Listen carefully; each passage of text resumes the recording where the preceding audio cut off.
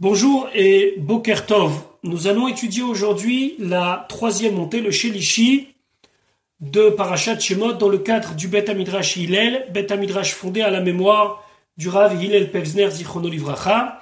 Notre étude commence au Perek Bet, au deuxième chapitre du livre de Shemot, Pasuk Yud Aleph, verset 11. Donc Moshe Rabbeinu a été nourri par sa mère. Il grandit près de sa mère adoptive, donc la fille du pharaon. Et maintenant, nous allons voir comment Moshe Rabbeinu va réagir au fait de savoir comment on traite les peuples des Hébreux. Pasuk Yud Aleph. Vayehi bayamim haem, ce fut pendant ces jours-ci, à cette époque-là, l'époque où les Bnei Israël étaient sous le joug de l'Égypte. Vaïgdal Moshe. Moshe a grandi. Vayetse el Echav, il est sorti vers ses frères. Vayar besivlotam, et il a vu leurs difficultés, leurs douleurs. Sivlotam, ça veut dire ce qu'ils étaient en train d'endurer. Vayar Ishmitzri, et il a vu un homme égyptien, Maké Ishivri, qui frappait un homme hébreu, Mechav, parmi ses frères.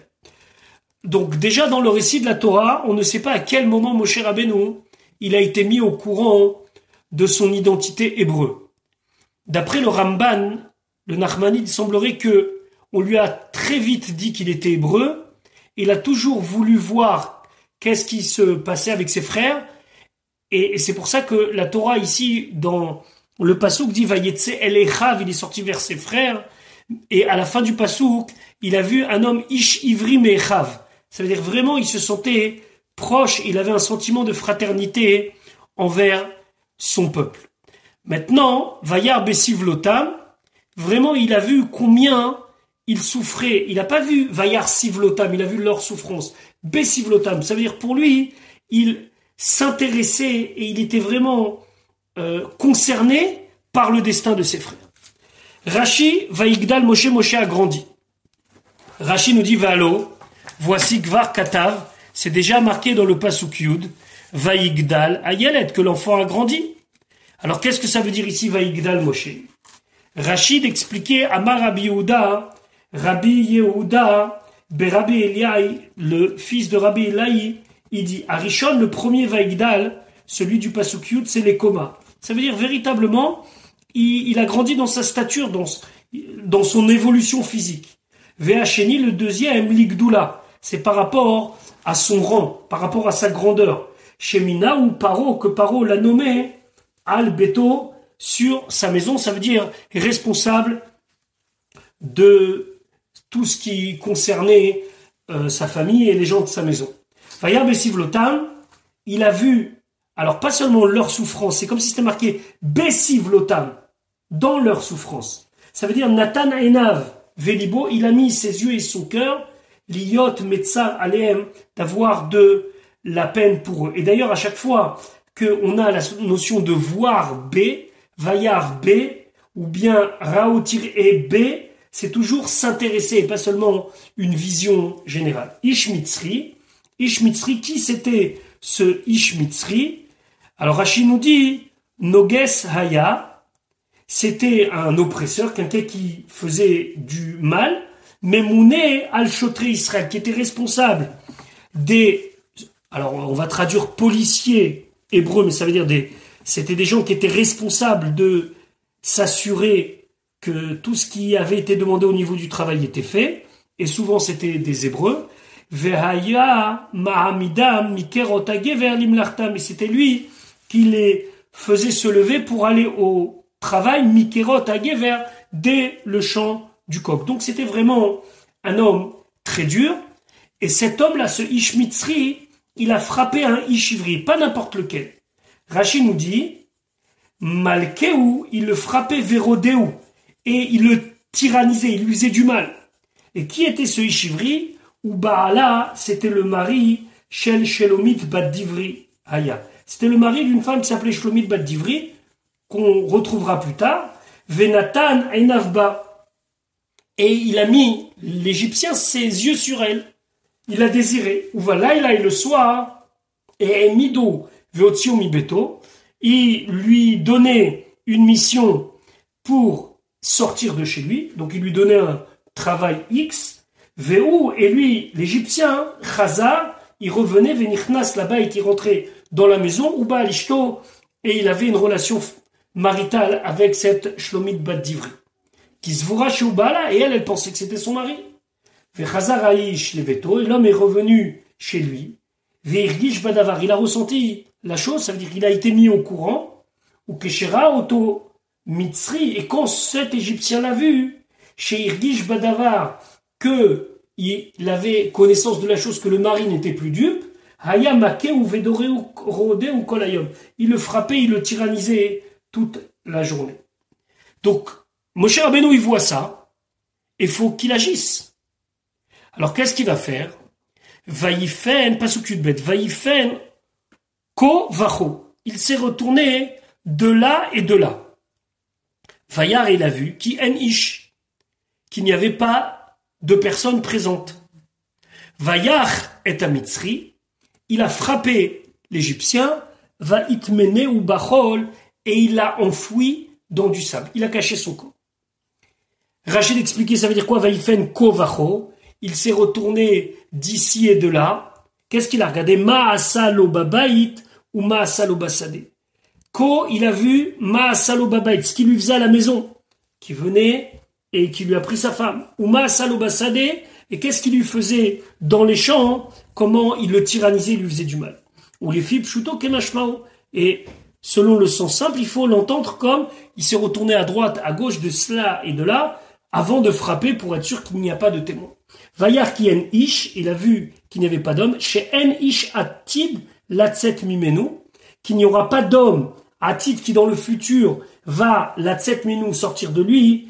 Chez Yid Gayer qu'il va se convertir. On a déjà vu cette notion-là, hein, qu'il existait chez les non-juifs de l'histoire des descendants qui allaient se convertir et devenir très importants. Alors là, il s'est assuré qu'en tuant cet homme-là, il n'allait pas finalement déraciner une âme d'un converti, d'un Ger Tzedek ou d'une Gioret qui rejoindrait le peuple juif. Pasuk Yud Gimel. Vayetse, il est sorti, Bayom Hasheni, le deuxième jour, ça veut dire le lendemain. Veine, et voici, Shene Anashim, il y avait deux hommes, Ivrim, cette fois-ci deux Hébreux. On connaît leur nom, c'est Datan Vavira, même si c'est pas marqué Mefourash clairement dans la Torah, mais par déduction des psukim, on sait que c'est eux. Nitzim.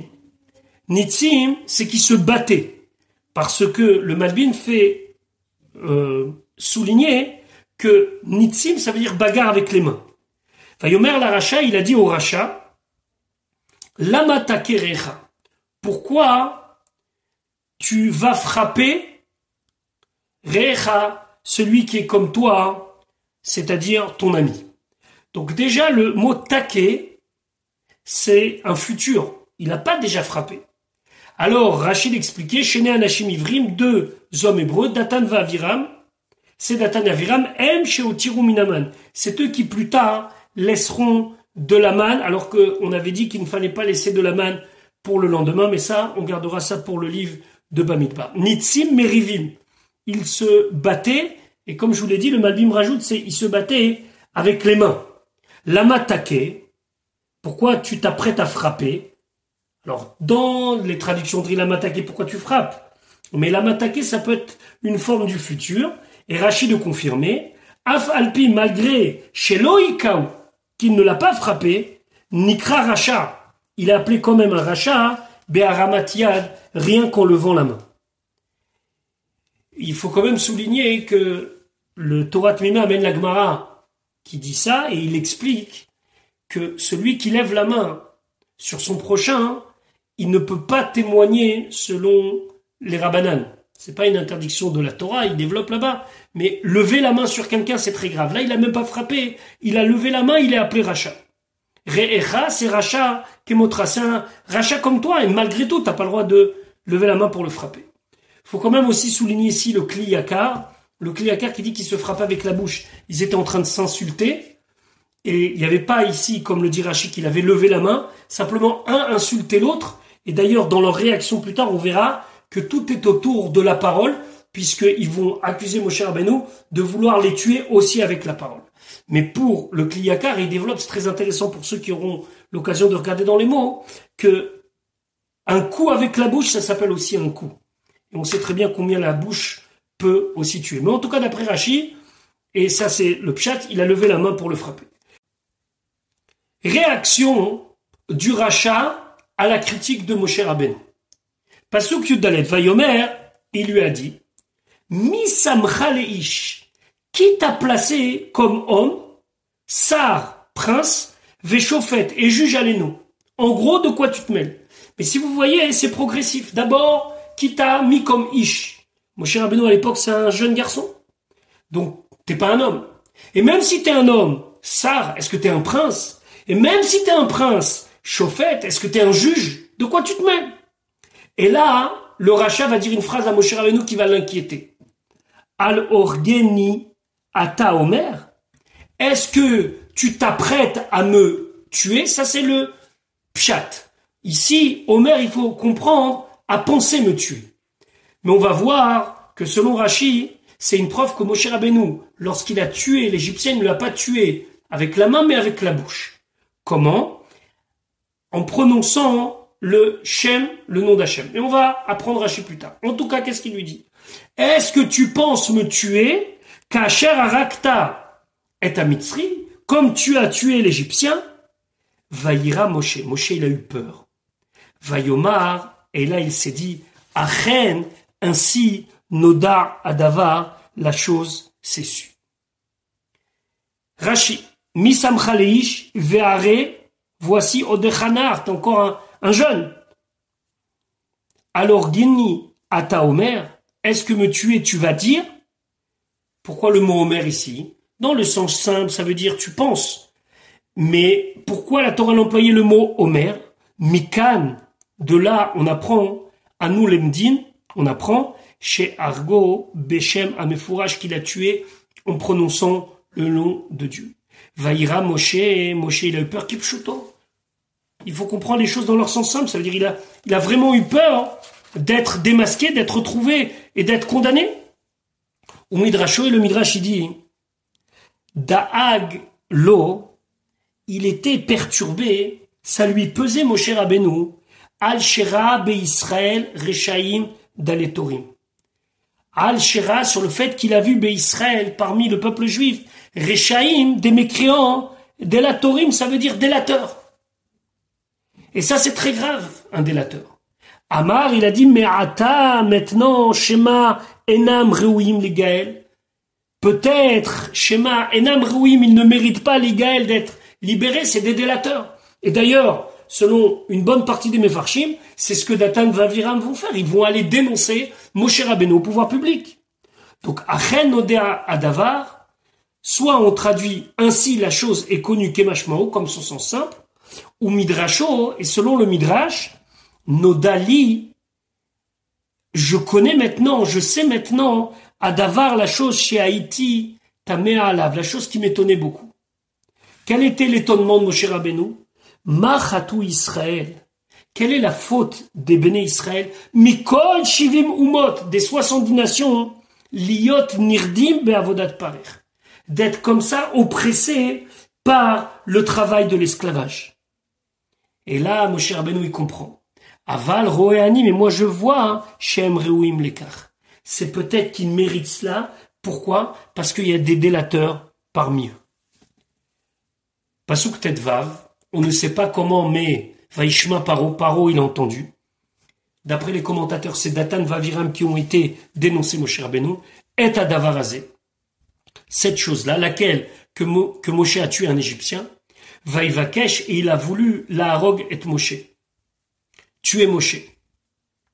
Vaïvrach Moshe, et Moshe, il a fui mi-pene Paro, de devant Paro.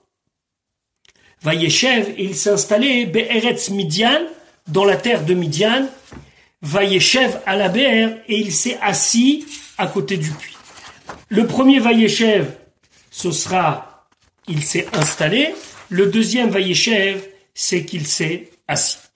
Nous allons tout de suite voir Rashi. Vaishma Paro, Rashi dit, eux, Datanavera, Milchino Alav. Ils ont dit sur lui qu'il avait tué l'Égyptien. Comme ça, Rashi apprend. Et la majorité des commentateurs apprennent. Vaïvakesh la roget Moshe. Il a voulu tuer Moshe. Selon ce qu'on explique dans le Passouk, ça aurait dû être marqué Vaïtsav la rog. Il a ordonné de le tuer. Pourquoi c'est marqué Vaïvakesh? Messaro, les Kostina. Les Kostina, c'est le bourreau. Les orgos pour le tuer. Et il y a eu un S. Velo shalta bo acherev. L'épée n'a eu aucun effet sur son cou. On dit, selon le Midrash, que son cou est devenu dur comme de la pierre. Ou Shamar Moshe, c'est ce que Moshe il va dire plus tard. Vayet sileni mecherev paro. Il m'a sauvé de l'effet du pharaon. Ça veut dire que vraiment, il a voulu aller jusqu'au bout. Pas seulement qu'il a donné un ordre, il a voulu et il a fait en sorte qu'il soit condamné. Il a été amené chez le bourreau et le bourreau n'a pas suivi. Et Moshe Rabbeinu va dire, j'ai été sauvé de l'épée du pharaon, vraiment, comme on le comprend. Vayeshev Eretz Midian, il s'est installé dans la terre de Midian. Rachidi Nita'akev Sham, il s'est arrêté là-bas. Comment, comme c'est marqué Vayeshev Yaakov, Yaakov il s'est installé. Mais Vayeshev à la BR, la deuxième fois qu'on nous dit Vayeshev à la BR sur le puits, la chaîne Yeshiva, c'est vraiment, il s'est assis, mamache à côté du puits. Pourquoi il s'est mis à côté d'un puits? L'Emad mi Yaakov, il a appris de Yaakov, chez Nisdaveg Lozivugo, qu'il a rencontré son épouse à la BR près d'un puits. Donc on a l'impression dans l'histoire que Moshe Rabbeinu il a quitté l'Égypte et il est parti directement en Midian. Alors il faut quand même ramener les paroles du Ramban. Le Ramban dit qu'on ne sait pas exactement, il y a des contradictions dans les commentateurs, à quel âge Moshe Rabbeinu a fui l'Égypte. Certains disent à 12 ans, il y en a qui disent à 20 ans. Mais en tout cas, pas plus tard que l'âge de 20 ans. Donc, s'il a quitté l'Égypte à l'âge de 20 ans, la prochaine fois qu'il va voir le pharaon, il a 80 ans. 80 ans quand il va voir le pharaon pour lui dire « libère le peuple juif ». Donc ça veut dire que 60 ans, il était en fuite. Alors qu'est-ce qui s'est passé? Le Ramban dit qu'il a été de peuple en peuple, de contrée en contrée, parce qu'à chaque fois, il avait peur d'être attrapé par les armées du pharaon. C'était l'ennemi public numéro 1. Jusqu'à qu'au final, il s'est retrouvé en Eretz Midian, il s'est installé en Eretz Midian, et là-bas, il a rencontré Tzipora. Le Midrash dit qu'il est devenu même un roi pendant des années en Afrique. Il y en a qui disent que Yitro lui-même a emprisonné Moshe Rabbeinu pendant 10 ans, et Tzipora venait donner à Moshe Rabbeinu à manger jusqu'à qu'il épouse Tzipora. En tout cas, faut pas croire que les choses elles se sont faites du jour au lendemain. Il y a eu des dizaines d'années, alors on ne sait pas exactement combien, mais en tout cas, une longue période où Moshe Rabbeinu a erré dans diverses contrées pour échapper au pharaon. Donc voilà, Moshe Rabbeinu est à Midian, et là on va nous raconter ce qui s'est passé au moment de son arrivée. Donc il s'arrête à Midian, il s'installe près du puits, et là il y a une scène qui va se passer devant ses yeux. Pasuk Tetzain, Ulchoan Midian, au prince de Midian, c'était un homme très important, Rachid va nous dire, qui a quitté tout son rôle de prêtre dans la Avodah Zara, et donc il a été mis en espèce de quarantaine, il a été rejeté par son peuple, Sheva Banot. Lui, il avait 7 filles. Vatavona, elles sont venues près du puits pour abreuver leur troupeau. Vatidlena, elles ont puisé. Vatemalena, et elles ont rempli. Et aréatim, les réatim. Alors les réatim, c'est les rigoles. C'est quoi? C'était des constructions qu'on mettait à même la terre. C'était pas au-dessus de la terre. C'était donc comme des petites piscines qu'on creusait et on mettait de l'eau pour que les animaux boivent. Les hashkot son aviem, pour abreuver le troupeau de leur père.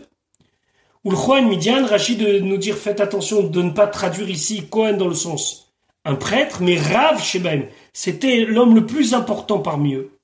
Ou Piresh Lomé Avodat Kochavim, il s'est éloigné de la Avodat Kochavim, Venidou me Etzlam, et donc ils l'ont rejeté d'eux, ils l'ont mis en quarantaine, ils ont décidé de ne plus le considérer comme quelqu'un d'important. Et Tareatim et Taberichot, Berichot c'est quoi? C'est des bassins, Merutzot Amaim, qui font courir de l'eau, à Asuyot Baret, qui sont faits à même la terre. Donc, le Midrash nous dit que lorsqu'il a eu ces réflexions sur la vanité de la Avodah Zarah, il a été mis de côté. Mais il y a un autre Midrash qui dit qu'en vérité, Yitro, c'était un des conseillers du Pharaon. Et lorsque le Pharaon a voulu prendre la Xéra, le décret concernant les Béné Israël, il a demandé à 3 de ses conseillers, Bilam, donc Bilam s'est empressé de dire il faut les tuer, Iov, qui lui n'a rien dit, et Yitro qui a fui. Comme Yitro a fui, nous dit le Midrash, il sera récompensé puisque ses descendants serviront au Beth Amikdash. En tout cas, ce Yitro, il a 7 filles, et c'est très important ici de savoir qu'il a 7 filles parce que à chaque fois qu'elle venait, elle devait réfléchir avant de partir, prendre de l'eau pour les troupeaux, parce que étant donné qu'elles étaient proscrites, il pouvait leur arriver n'importe quoi. Et c'est ce qui va se passer.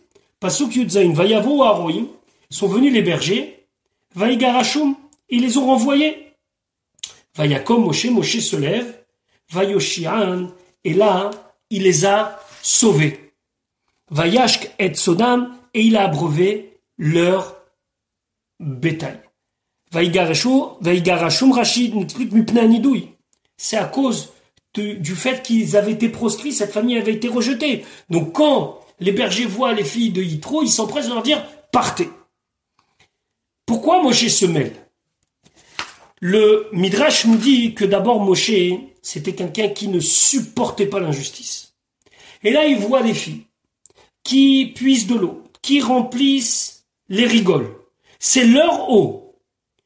Et à ce moment-là, il voit ces hommes qui viennent et qui les rejettent et qui profitent. Alors non seulement il les sauve de ça, mais plus que ça, Moshe, il va reprendre de l'eau pour remettre dans les rigoles pour qu'elles puissent utiliser et faire boire le troupeau. Pourquoi il a fait ça? Le Mizrahi explique qu'en fait il a fait ça en Kiddush Hashem. Pourquoi? Quelle était la raison pour laquelle Yitro il avait été rejeté? Yitro il avait été rejeté parce que il avait pris la décision de quitter la Avodah Zarah. Donc Moshe Rabbeinu il dit des gens qui ont quitté la Avodah Zarah et qui sont maltraités, c'est à moi de les sauver. Pasuk Yutret. Vatavona, elles sont venues, elles Reuel aviem, à Reuel leur père. On verra plus tard dans un Rashi dans Parashat Yitro, on ne sait pas si c'est leur père ou leur grand-père. Est-ce que Reuel c'est le père de Yitro ou bien Reuel c'est un des noms de Yitro? Vayomer, il leur a dit Madoua miartembo, pourquoi vous êtes venus si rapidement, Hayom aujourd'hui? Pasuk Yutet. Vatomarna, et elles ont dit Ish Mitzri, il y a un homme égyptien, Itzilanu, il nous a sauvés Miyadaroim, de la main des bergers. Vegam dalo dalalanu, et il a puisé aussi pour nous, Vayashk et Atson, et il a donné à boire au troupeau. Pourquoi dalo dala? Le Midrash dit que l'eau, elle venait à lui, elle décrive l'eau, elle venait à lui, et il n'arrêtait pas de puiser, encore puiser. D'autres Mefarshim expliquent que les filles de Yitro, elles ont été jetées à l'eau pour être noyées, ou alors pour être ridiculisées. Et Moshe Rabbeinu les a sortis de l'eau. Et c'est ça le sens de Vegan Dalo Dala Lanu. Non seulement il a utilisé l'eau pour abreuver le troupeau, mais aussi il nous a sauvés. Quoi qu'il en soit, Yitro, il trouve ça magnifique. Mais il est où ce Ish Mitzri? Il est où cet Égyptien? Pasuk Raf. Vayomer al-Benotav, il a dit à ses filles, Vehayo, et où est-il? Lama ze azaften, pourquoi vous l'avez abandonné? Et Aïch, l'homme qui règne l'eau, appelez-le, Veyochal lachem, et il va manger du pain. Il va partager un repas avec nous. Qu'est-ce qui l'a tellement interpellé dans le récit? Rashi de dire Lamazé Azaften. Pourquoi il est... Alors on peut dire qu'il cherche à lui rendre l'appareil, mais il y a quelque chose dans le récit qui l'interpelle tout de suite. Hikirbo, il a compris chez Mizaro Shel Yaakov que ce Ishmitzri là, cet Égyptien là, dont vous me parlez, il a de descendance de Yaakov. Pourquoi? Chez Amaïmolim Likrato. Parce que l'eau va vers lui, et il y a une tradition qui s'est perpétuée déjà depuis longtemps, que l'eau allait à la rencontre de Yaakov. Et ses descendants aussi, en tout cas les tzadikim, parmi ses descendants, avaient cette bracha. Donc quand Vegan Dalalanu, il nous a puisé, mais avec aucune difficulté, parce que l'eau montait vers lui, là, Yitro dit à ses filles, il est où cet homme? C'est sûrement quelqu'un d'exceptionnel. Veyochal lachem, et qu'il mange du pain. Ici, c'était pas seulement de manger du pain. Le pain ici représente l'épouse. Shema Yissa achat miken. Shema peut-être. Yissa, il va se marier achat miken, l'une de vous. Kmo de'at amer, comme on a l'habitude de dire, ki im alechem asher ochel. Que le pain qu'il mangeait. Rappelez-vous, c'était à l'époque de la nomination de Yosef sur la maison de Poutifar, et on a dit qu'il était responsable de tout, sauf du pain qu'il mangeait. Et quand on dit ça, sauf du pain qu'il mangeait, ça veut dire quoi? Ça veut dire sauf de sa femme. Donc ici, Veyochal lachem, c'est pas uniquement manger physiquement du pain, mais il espérait peut-être que l'une d'elles allait devenir l'épouse de cet homme particulier. Pasuk Chafalef. Vayoel Moshe. Et donc Moshe accepte la Shevet et Haïsh de s'installer avec l'homme. C'est un engagement. Et en contrepartie, Vaïten et Tzipora Bito, il a donné Tzipora à sa fille, les Moshe à Moshe. Rashi, Vayoel, Ketargumo, comme le Targum Onkelos nous le dit. Ça veut dire qu'il a accepté. Vedomelo, il y a des psukim qui ressemblent à cela. Par exemple, au El Na Velin. Ça veut dire accepte et viens dormir. Velou Ohal nu. Et alvaï que nous aurions accepté. Ohal ti les daber. J'ai accepté de parler. Donc ici, Vayoel, ça veut dire accepter. Au Midrasho, Lachon Allah. Le Midrash, il dit que Vayoel, ça veut dire accepter, certes, mais l'étymologie, c'est Allah. Allah, c'est un serment. Nishbalo, il lui a juré, chez Lo Yazouz Midian, qui quittera pas Midian, Kim Birshuto, que avec son autorisation, l'autorisation de Yitro. D'ailleurs, quand Akadosh Baruch Hu va se dévoiler à Moshe, il va aller chez son beau-père demander l'autorisation. Qu'est-ce qui craignait Yitro? Il faut faire un petit flashback, il faut retourner en arrière. Vous vous rappelez de Yaakov? Lorsque Yaakov il quitte Lavan, il le quitte du jour au lendemain sans le prévenir. D'ailleurs, Lavan va lui reprocher. Alors Yitro, il a peur de ça. Donc il lui dit, tu t'engages, tu me jures que tu ne quittes pas Midian sans m'avoir prévenu. Il y a tout un midrash ici, et c'est amené dans Targum Yonatan Ben Uziel, que Yitro au début s'est méfié, qu'il l'a mis dans un bord, dans un puits, dans un cachot, et quand même elle venait de Tzipora lui donner à boire et à manger, jusqu'à qu'il a compris que c'était un homme honnête, etc., etc. Mais d'après Rashi, dès le départ, Yitro a tout de suite vu la grandeur de cet homme-là. Pasuk Ravbet, Fatelet Bet, elle a donné naissance à un garçon, Vaikra et Shemo, il a appelé son nom, c'est Moshe qui l'a nommé, Gershom. Gershom, c'est Gersham, étranger là-bas. Qui a marqué, car il a dit Ger Haïti, j'étais étranger, Be'eretz Nochia, dans une terre étrangère. Maintenant, la Torah va faire 3 psukim, une autre parenthèse, pour revenir sur la situation des Béné Israël en Égypte. 3 psukim avant que l'on étudie le moment où Akadosh Baruch Hu va se montrer à Moshe Rabbeinu et lui demander d'aller libérer le peuple juif. Donc, Pasuk Rav Gimel, Vayehi, et ce fut Bayamim Arabimaem, pendant ces nombreux jours, à l'époque où Moshe vivait à Midian. Vayamot Melech Mitzrayim, le roi d'Égypte est mort. On va que Rashi va expliquer qu'il n'est pas vraiment mort, mais qu'il était considéré comme mort. Le Gourari explique que s'il est vraiment, il était mort, les Bnei Israël se se serait réjoui, mais il semblerait qu'on veut plus aller dans un style de dire qu'il était comme mort. Vayehanechu Bene Israël, et donc les Bene Israël, ils ont soupiré.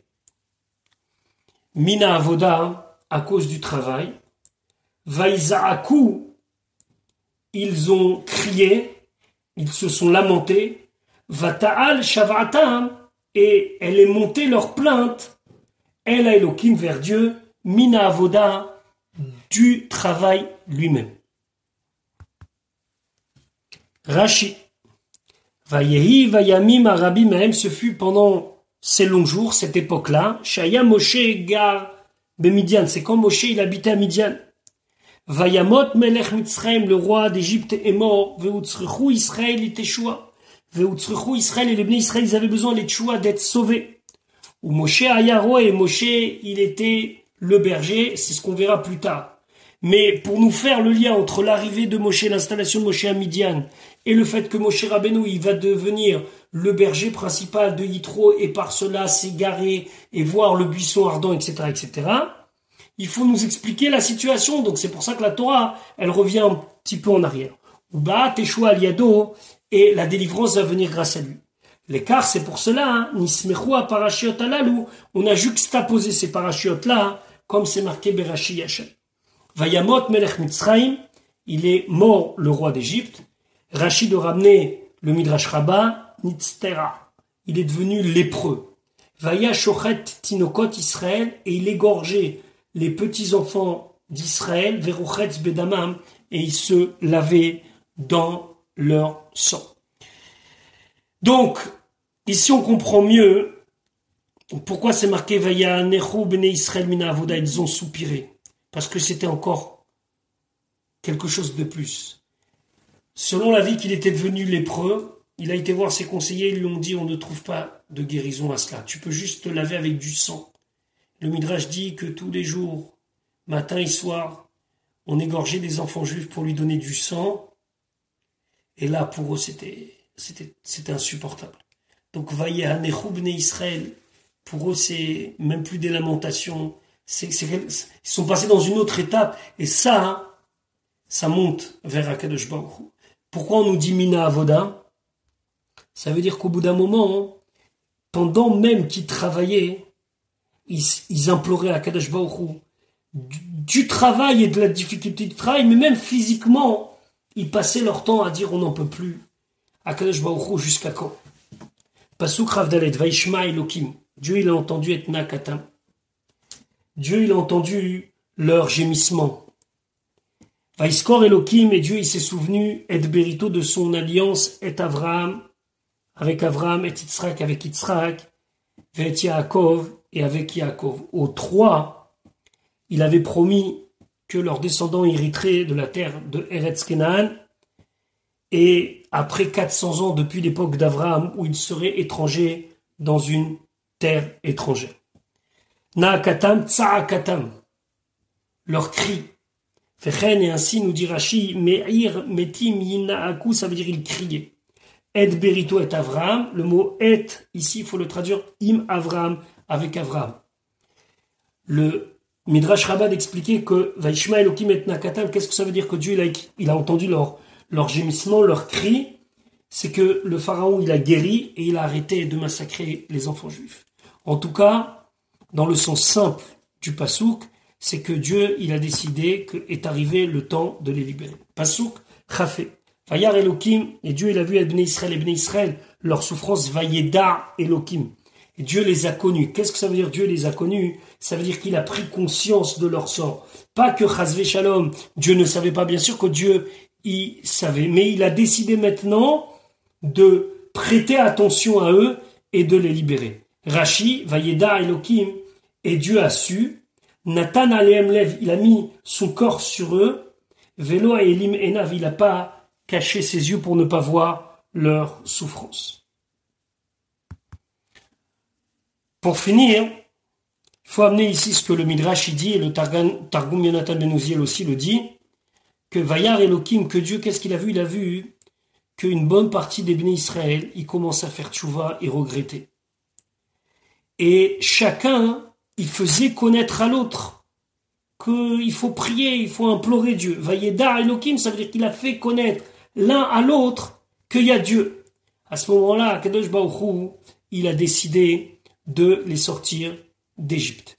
Donc, et on finira avec ce que dit Rashi, Nathan Aleem Lev, que Kadosh Baruch Hu, il a vu, il a mis son cœur, s'est intéressé plus particulièrement à leur cas, Velo et Elim et Nav, il n'a pas caché ses yeux, et donc il a décidé de leur envoyer Moshe Rabbeinu.